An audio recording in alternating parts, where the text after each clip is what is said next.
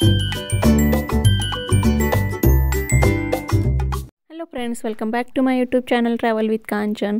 तर आज आपण गुढीपाडवा स्पेशल, गुढीपाडव्याला जी आपण गुढी उभारतो आणि त्या गुढीवर आपण जी ही साखरेची माळ घालतो, ज्याला आपण हल्ला कंगन देखील म्हणतो, ते घरच्या घरी कसं बनवायचं ते बघणार आहोत। अगदी सोप्या पद्धतीने ही माळ घरच्या घरी बनवून तयार होते आणि ही आपण घरी बनवतो, त्यामुळे आपल्या हिंदू नवीन वर्षासाठी घरीच आपण काहीतरी तयार केल्याचा देखील आनंद मिळतो।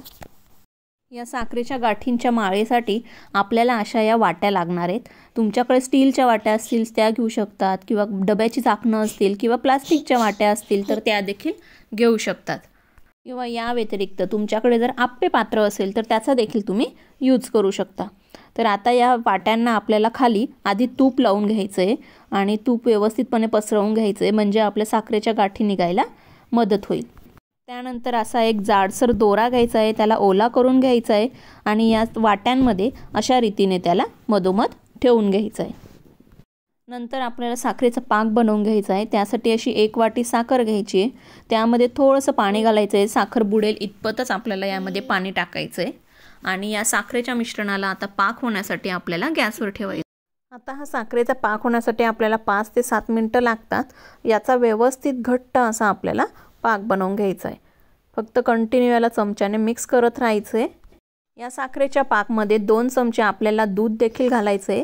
याच्याने आपले जे बत्ताशे आहे साखरेच्या गाठी त्या पांढऱ्या शुभ्र येतील। या साखरेच्या पाकावर असा वरती जेव्हा हा फेस येतो, हा हळूहळू वरचा फेस चमच्याने काढून घ्यायचा आहे बाजूला। फक्त वरचा असा हा फेसचाच लेअर आपल्याला काढायचा आहे, मधला पाक नका काढू।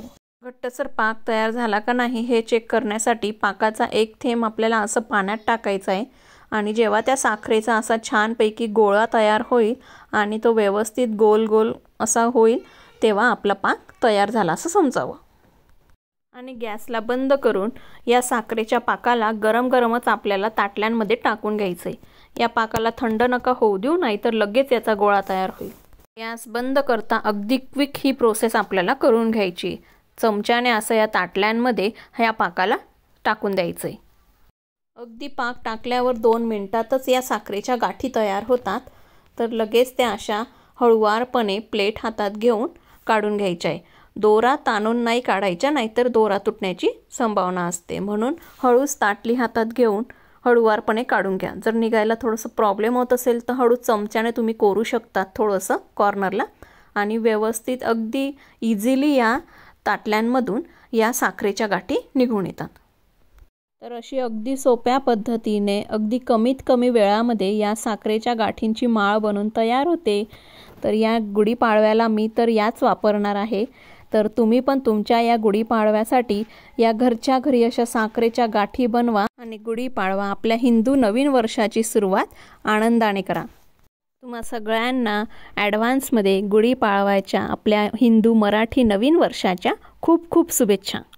आणि गुढीपाडव्यासाठी या साखरेच्या गाठींच्या माळाची आयडिया तुम्हाला आवडली असल्यास या व्हिडिओला लाईक आणि चॅनलवर नवीन असाल तर सबस्क्राईब करा। भेटूया अशाच एका नवीन व्हिडिओमध्ये। तोपर्यंत स्वस्त राहा, मस्त राहा, स्वतःची काळजी घ्या आणि खात राहा। Bye bye.